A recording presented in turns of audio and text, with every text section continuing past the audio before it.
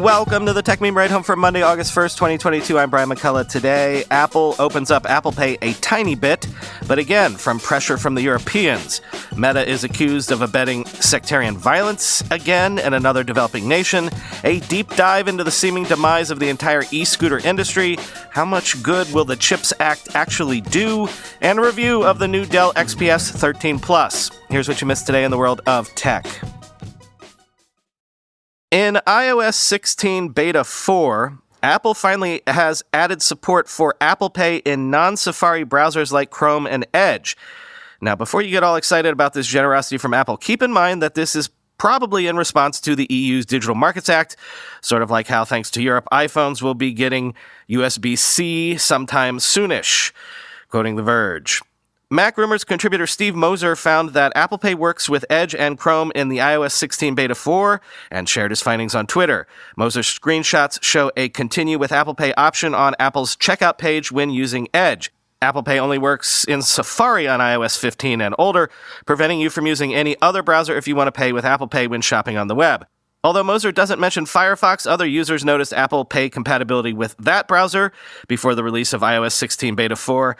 A post on Reddit from earlier this month shows an option to pay with Apple Pay in iOS 16 Beta 2 while using Firefox. Another user on iOS 16 Beta 3 says they have the option to pay with Apple Pay on Firefox as well. We're not certain of when Apple started expanding support for Apple Pay and to which browsers. Apple didn't immediately respond to The Verge's request for comment. And Apple Pay still isn't available in the latest macOS beta. As Moser notes, this is likely because Chrome, Edge, and Firefox all use Safari's rendering engine, WebKit, on iOS due to Apple's requirements. Third-party browsers are free to use their own engines on macOS, so we might not see support for Apple Pay outside of Safari on Macs anytime soon. But Apple's change of heart on iOS might be related to the European Union's plans to crack down on big tech's anti-competitive practices. The Digital Markets Act is set to go into effect in spring 2023 and imposes a set of rules on large companies like Apple, Meta, and Google to promote competition with smaller entities. A draft of the new legislation obtained by the Register specifically goes after companies that force app developers to use their own rendering engines, end quote.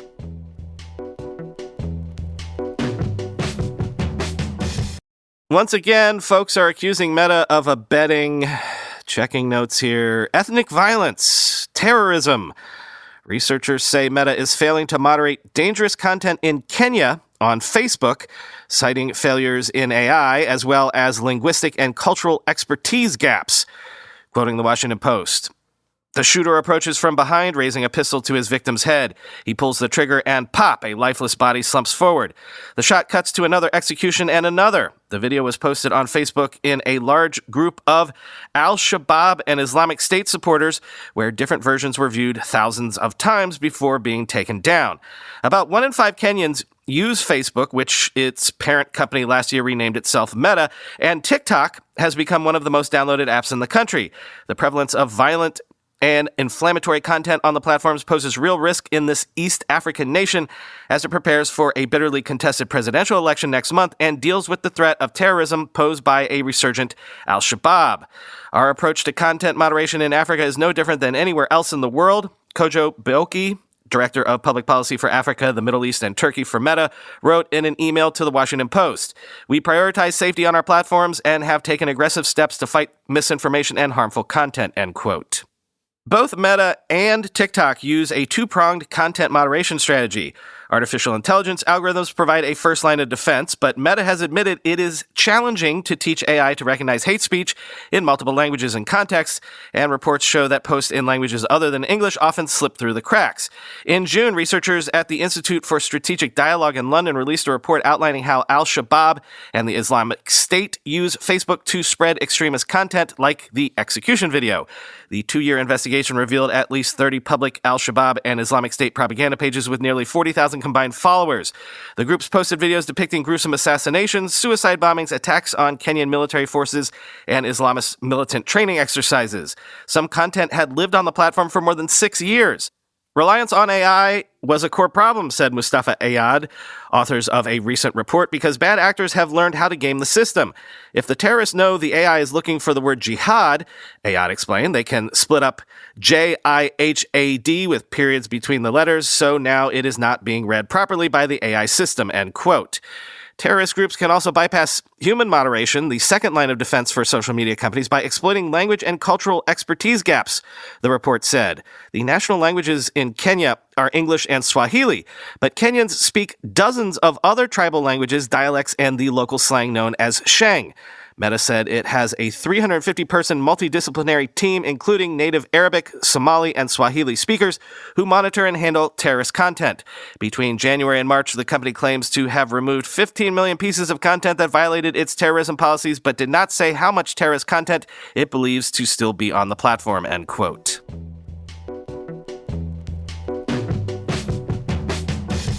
Bolt Mobility, co-founded by Usain Bolt, the famous track and field star, seems to have ceased operations and vanished from at least 5 U.S. cities, leaving behind a bunch of unusable e-bikes. Bolt raised around $4.2 million in VC cash, quoting TechCrunch. Bolt Mobility, the Miami-based micromobility startup co-founded by Olympic gold medalist Usain Bolt, appears to have vanished without a trace from several of its U.S. markets. In some cases, the departure has been abrupt, leaving cities with abandoned equipment, unanswered calls, and emails, and lots of questions. Bolt has stopped operating in at least 5 U.S. cities, including Portland, Oregon, Burlington, South Burlington, and Winooski in Vermont, and Richmond, California, according to city officials. City representatives also said they were unable to reach anyone at Bolt, including its CEO, Ignacio Tsomes. TechCrunch has made multiple attempts to reach Bolt and those who have backed the company. Emails to Bolt's communications department, several employees, and investors went unanswered. Even the customer service line doesn't appear to be staffed. The PR agency that was representing Bolt in March of this year told TechCrunch it is no longer working with the company. Bolt halted its service in Portland on July 1st. Because of the company's failure to provide the city with updated insurance and pay some outstanding fees, Portland subsequently suspended Bolt's permit to operate there, according to a city spokesperson, end quote. Over the weekend, Crunchbase News had a look at the rise and fall of the entire micromobility sector, especially e-scooter competitor Bird, which is now a penny stock with a public market cap under $160 million, as valuations in the scooter and bike rental sector collapse. Quote, in total, well over $5 billion in venture funding went into assorted startups engaged in the renting, charging, and making of scooters in roughly the past 5 years. E-scooters were still hot enough last year that when the SPAC boom arrived, voracious blank check acquirers looked to the space for potential targets. Bird announced in May of 2021 that it would go public through a merger with a SPAC, Switchback 2, at an initial valuation of $2.3 billion. In truth, Bird's financials didn't look great at the time. Its 2020 revenue was down over 40% year over year to $79 million. Net loss exceeded $208 million. Still, Bird forecasted revenue would hit over $400 million by 2022, and even that number would represent just a tiny slice of a global micromobility services market it estimated at $800 billion. Like virtually all VC-funded SPAC deals, it worked out badly. Bird plummeted immediately upon completing its merger in November. So far this year, the price has gone steadily downward, with shares recently going for less than 50 cents each. These are exceedingly bad numbers, even by terribly performing SPAC standards. For perspective, Bird's recent public market cap was around $135 million. At that level, it has to see its market cap increase by just over 20x or 2,000% to break even with the $2.9 billion valuation it reportedly scored in its 2019 Series D, end quote. Interestingly, the piece says, this is ground zero for the VC lifestyle subsidy going away for all of us. Apparently, your average 20-minute scooter ride now costs, on average, about $6. That's more than a quick bus or subway ride in places that offer those as options.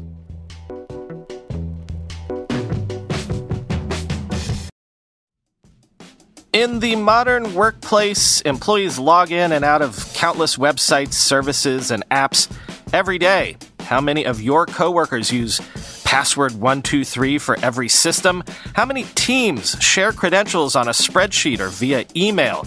According to the Verizon Data Breach Investigation Report, 81% of corporate data breaches are due to weak or stolen passwords.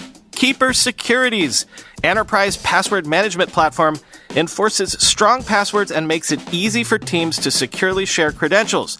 Keeper locks down login details, infrastructure, credentials, confidential documents, and more in a patented zero-knowledge vault. Plus, it takes less than an hour to deploy. Sign up for a Keeper free trial for your organization today and get a free 3-year personal plan. Get started by visiting keepersecurity.com/techmeme. That's keepersecurity.com/techmeme. Nobody is safe from a cyber attack. Ethical hacking, two-factor authentication, security assurance, anyone can be targeted. That's why all of us as a community need to think about cybersecurity differently. And the Cybersecurity Inside podcast is a fantastic resource to stay up to date on the latest news and trends. Whether you're a CISO, security expert, or just want to know more about cybersecurity, on the Cybersecurity Inside podcast, hosts Tom Garrison and Camille Morhart are joined by industry leaders. They dive deep into today's most important and timely security topics like tips to prevent and stop wide-scale cyber attacks, protecting IoT systems and networks, why we need confidential computing, and more. There's never been a better time to learn about cybersecurity to protect yourself and your company. The Cybersecurity Inside podcast will help you walk away smarter about cybersecurity and have fun while you're at it. Check out cybersecurityinside.com/ride today to listen to the latest episode. That's cybersecurityinside.com/ride, or search Cybersecurity Inside wherever you listen to podcasts. The U.S. and Japan plan to open a 2-nanometer chip research and development center in 2022 and start mass production as early as 2025 on 2-nanometer processes to establish secure supply chains amid Taiwan tensions, quoting Nikkei Asia. The facility will be set up by a new Japanese chip research institution slated to debut this year, tapping equipment and talent from the planned U.S. National Semiconductor Technology Center. The country's plan to research cutting-edge 2-nanometer semiconductors which offer superior performance while using less power. The Research and Development Center will include a prototype production line with the goal of starting mass production of the chips domestically as early as 2025. The bilateral supply chain cooperation will be included in a joint statement to be issued after the two countries' first 2+2 meeting of economic and diplomatic chiefs in Washington on Friday.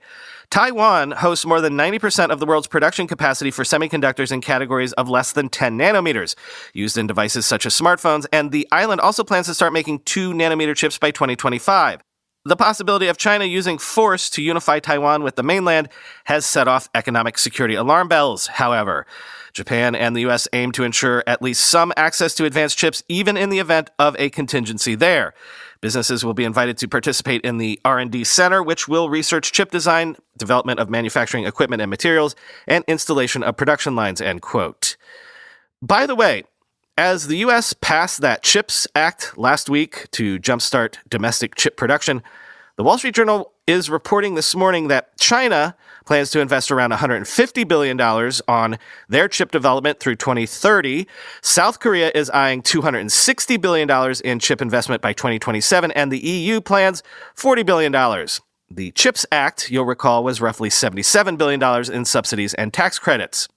But even then, according to the Financial Times, the CHIPS Act's financial aid is unlikely to cover all giant projects, meaning that money might not go as far as you think. Quote, "It's not as big as everyone thinks," said Pat Moorhead, a U.S. chips analyst. With advanced chip manufacturing plants costing more than $10 billion, the Department of Commerce, which will be responsible for deciding who gets the money, will face some difficult choices, he said. The legislation includes $39 billion over 5 years to support the construction of new fabs, with grants of up to $3 billion for each project. Another $11 billion is set aside for R&D, with $2 billion for projects considered important by the Pentagon. Intel alone hopes to secure $12 billion of the construction grants, or nearly a third of the total, for 2 fabs under construction in Arizona and 2 more for which it is close to breaking ground in Ohio.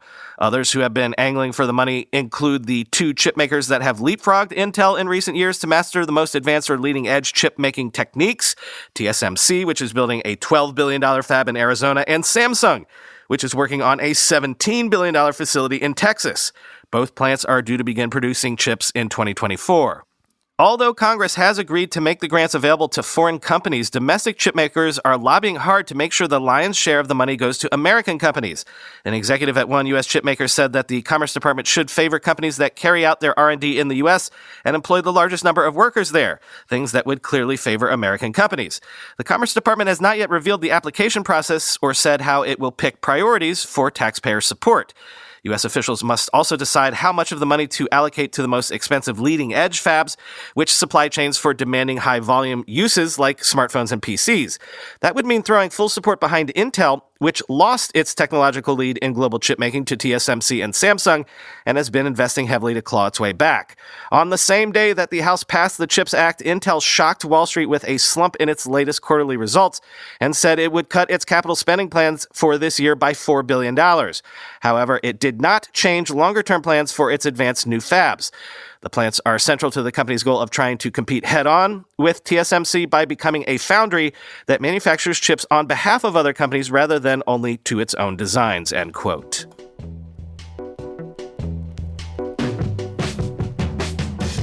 Finally today, a gadget review. The Verge says the new Dell XPS 13 Plus laptop is thin, it's light, it has a great OLED screen and a powerful P-series chip, but it's expensive, gets very, very hot, has poor battery life and very few ports. So the least of all worlds? Quote, the regular XPS 13, no plus to be found, has long been one of our top Windows laptop recommendations. It's a standout in many ways, build quality chief among them.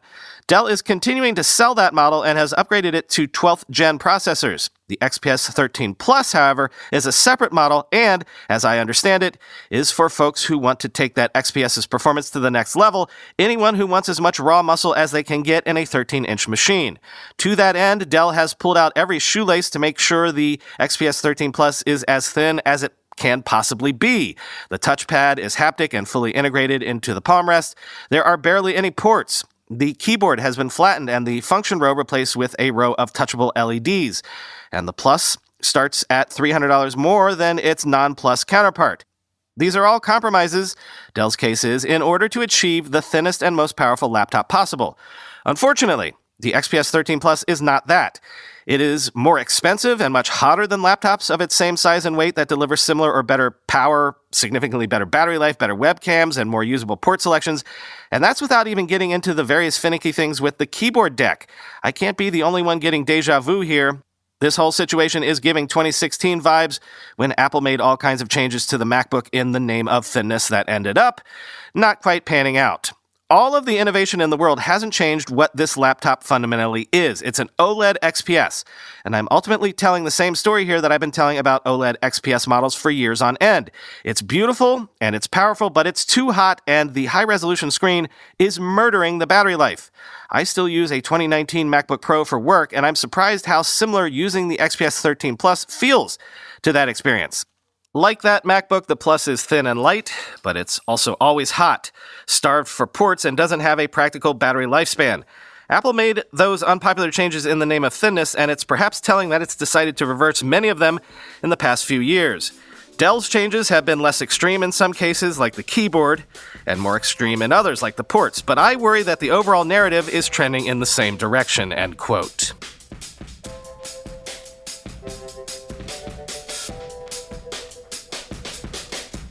Congratulations to the English women's national team for actually winning the Euros yesterday.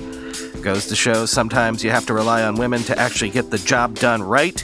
But it was actually a great game and a great tournament, so one of my life goals has been met. Now if I could just get the U.S. men's national team to win a World Cup, we'd be on to something. By the way, I know I do this every year and then abandon it about halfway through the season, but since the Premier League season begins this Friday, actually with Arsenal's first game, I did create a new fantasy league, the Mutant Podcast Army Fantasy League. Link to join the league is in the show notes, though the league code is I8T2K1. I swear I'm going to keep up with the league this year, but I expect to be football mad completely this year, more so than usual at least, because, World Cup year and Arsenal look like they're actually going to be good this year. So I promise to keep up with the fantasy league this year, and whoever wins the podcast league, the Mutant Podcast Army League, I promise will acknowledge it this year, especially if it's me. Talk to you tomorrow.